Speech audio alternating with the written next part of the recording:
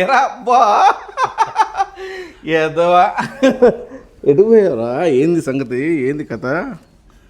నాకున్న best friend ఇంటర్మీడియట్లో చదువుకునేటప్పుడు మిస్టర్ వెంకటరెడ్డి. వీడి దగ్గర ఒక రహస్యం ఉండేది.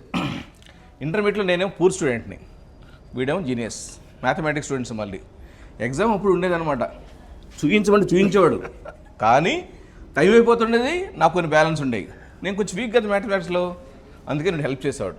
అఫ్కోర్స్ పాస్ అయ్యామనుకోండి, అందులో గవర్నమెంట్ కాలేజ్ బ్యాచ్ కదా. ఏరా ఎలా ఉన్నావు?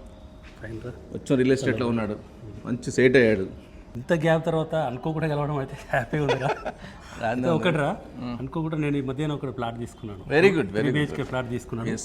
దానికి టోటల్గా డే 1 నుంచి ఎండ్ వరకు చూసుకోవాల్సిన పూర్తి బాధ్యత నేనే. నేను కాబట్టి ఇంకెవరు చేస్తాడు ఈ హైదరాబాద్ సిటీలో.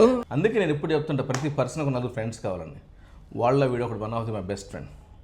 హార్ట్ఫుల్గా ఒరే అని పిలుచుకోదు ఎవరిని, మన మనసుకు నచ్చినట్టు మాట్లాడే వాళ్ళని ఒక స్నేహితుడు అనమాట. ఏరా దొంగ, మంచి లంచ్ ఇచ్చావు, చాలా చాలా హ్యాపీగా ఉంది.